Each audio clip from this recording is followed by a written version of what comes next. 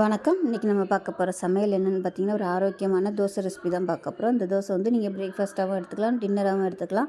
உடல் எடை குறைக்கணும்னு நினைக்கிறவங்க, சுகர் லெவல் கண்ட்ரோல் பண்ணணும்னு நினைக்கிறவங்களும் இந்த தோசை வந்து ரெகுலராக எடுத்துக்கலாம். இதில் புரத சத்து, நார் சத்து, இரும்பு சத்து எல்லா சத்துக்களுமே இருக்குது. வாங்க இந்த அருமையான தோசை எப்படி செய்யலாங்கிறத பார்க்கலாம். இப்போ ஒரு பவுல் எடுத்துக்கலாம். ஏதாவது ஒரு கப் எடுத்துக்கோங்க. நான் வந்து இந்த கப்பில் ஒரு அரை கப் அளவுக்கு ராகி எடுத்திருக்கேன். அதே கப்பில் அரை கப் அளவுக்கு பச்சை பயிறு, அரை கப் அளவுக்கு உளுந்து சேர்த்துக்கலாம். இதுக்கு பதிலாக கருப்பு உளுந்து கூட சேர்த்துக்கலாம். அரை கப் அளவுக்கு பச்சை வேர்க்கடலை சேர்த்துக்கலாம்.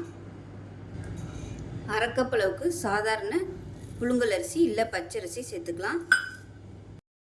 இப்போ இது எல்லாத்தையும் நல்லா 4-5 தடவை கழுவிட்டு பார்க்கலாம். இப்போ பாருங்கள், நல்லா 4-5 தடவை கழுவிட்டேன். இப்போ தண்ணி ஊற்றி நல்லா ஒரு 5லேருந்து ஒரு 6 மணி நேரம் ஊற வச்சுக்கலாம். அப்படி இல்லைன்னா ஒரு நாள் நைட்டு ஃபுல்லாக ஊற வச்சுக்கலாம். இது நல்லா ஊறினதுக்கப்புறம் பார்க்கலாம். இப்போ பார்த்திங்கன்னா நல்லா ஒரு நாள் ஃபுல்லாக ஊறிடுச்சு. இப்போ இதை வந்து தண்ணியை வடிச்சிட்டு மிக்ஸி ஜாரில் சேர்த்துக்கலாம்.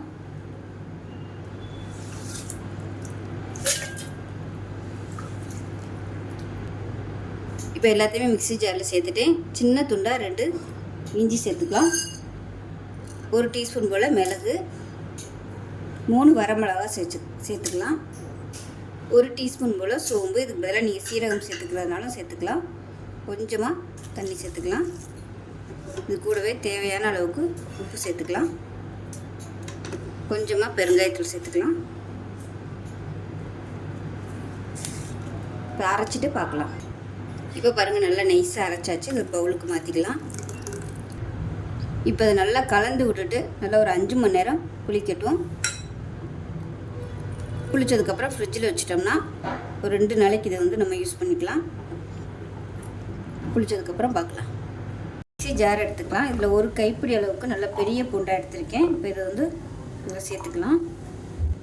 இப்போ இதில் நல்ல ஒரு 2 டேபிள் ஸ்பூன் அளவுக்கு மிளகாத்தூள் சேர்த்துக்கலாம். காரம் எவ்வளோ தேவையோ அதுக்கு தகுந்த மாதிரி சேர்த்துக்கோங்க. இப்போ இதில் ஒரு அரை டேபிள் ஸ்பூன் அளவுக்கு சர்க்கரை சேர்த்துக்கலாம். ஒரு சின்ன லெமன் சைஸுக்கு புளி வந்து கரைச்சி எடுத்து வச்சுருக்கேன். இதை சேர்த்துக்கலாம். சுத்தமான புளியாக இருந்தால் நீங்கள் அப்படியே இதோட சேர்த்துக்கலாம். இப்போ இதை வந்து நல்லா அரைச்சிட்டு வந்துட்டு பார்க்கலாம். இப்போ பாருங்கள், இந்த அளவுக்கு நல்லா நைஸாக அரைச்சி எடுத்துக்கலாம். ஒரு இரும்பு கடாயை எடுத்துக்கலாம். இதில் வந்து நல்லா ஒரு தேவையான அளவுக்கு நல்லெண்ணெய் சேர்த்துக்கலாம்.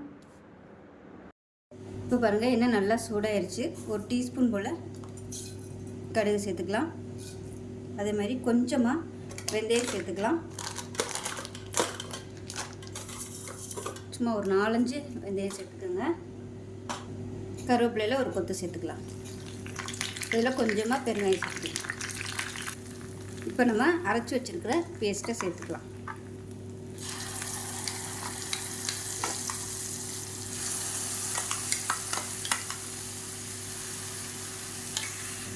இது கூடவே ஒரு கைப்பிடி பூண்டையும் முழுக்க அப்படியே மேலே சேர்த்துக்கலாம்.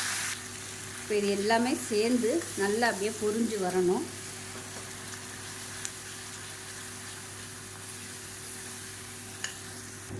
இப்போ இதில் மிக்ஸி அலசிட்டு கொஞ்சமாக அந்த தண்ணியோடு சேர்த்துக்கலாம். தண்ணி ரொம்ப ஊற்றிட வேணாம்.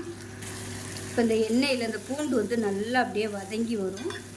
கலரும் மாறி வரும். அந்த அளவுக்கு நல்லா வதக்கி எடுத்துக்கலாம். இப்போ இதில் தேவையான அளவுக்கு உப்பு சேர்த்துக்கலாம். பாதி உப்பு தான் போட்டிருக்கேன். வற்றி வந்ததுக்கப்புறம் உப்பு சேர்த்துக்கலாம். அடுப்பு நல்லா குறைச்சி வச்சுட்டு கொதிக்க விட்டுக்கோங்க. நல்லா கலர் மாதிரி வரட்டும். இப்போ பாருங்கள், நமக்கு பூண்டு தொக்கு ரெடி ஆயிடுச்சு. நான் அமர்த்திட்டேன். இந்த அளவுக்கு வந்ததும் அமர்த்திடுங்க.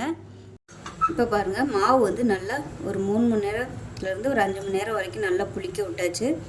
ரொம்ப நேரம் புளிக்க விட்டோம்னாலும் ரொம்ப மொறுமொறுன்னு வந்துடும். குறைஞ்சது ஒரு 3லேருந்து ஒரு 5 மணி நேரம் புளிக்க விட்டுக்கலாம். இப்போ நல்லா மிக்ஸ் பண்ணி விட்டுக்கலாம். இப்போ நமக்கு மாவு அருமையாக ரெடியாக இருக்குது. இப்போ தோசை ஊற்ற ஆரம்பிச்சிடலாம். தோசைக்கல் நல்லா சூடாயிருச்சு. இது வந்து நல்லா சாஃப்டாக இருக்கும். தோசை இழுக்கிறதுக்கு நல்லா சூப்பராக வரும். நல்லா மெல்லிசாக இழுத்திங்கன்னா தோசை நல்லா கிறிஸ்பியாக இருக்கும்.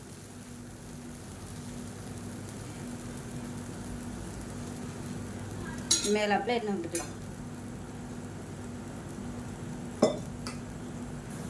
இப்போ தோசை ஒரு சைடு வெந்துடுச்சு. திருப்பி போட்டுக்கலாம்.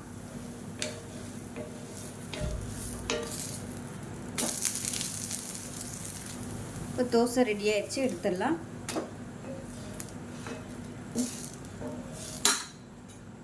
பாருங்கள், மடக்கவே முடியல, அந்தளவுக்கு நல்ல மொறு மொறுன்னு சூப்பராக இருக்குது. இப்போ பாருங்கள், அருமையான ஒரு ஆரோக்கியமான தோசையும் பூண்டு தொக்கும் ரெடி ஆயிடுச்சு. ஸோ இது வந்து காலையிலையும் பிரேக்ஃபாஸ்ட்டாகவும் எடுத்துக்கலாம், டின்னருக்கும் எடுத்துக்கலாம். டேஸ்ட்டு சூப்பராக இருக்கும். இந்த தோசை வெயிட் லாஸ் பண்ணணும்னு நினைக்கிறவங்களும் சாப்பிட்லாம், சுகர் லெவல் கண்ட்ரோல் பண்ணணும்னு நினைக்கிறவங்களும் சாப்பிட்லாம். ஸோ இந்த வீடியோ பிடிச்சிச்சுன்னா லைக் பண்ணுங்கள், கமெண்ட் பண்ணுங்கள், சேனலை சப்ஸ்கிரைப் பண்ணுங்கள், பக்கத்தில் பெல் பட்டனையும் ப்ரெஸ் பண்ணுங்கள். நன்றி.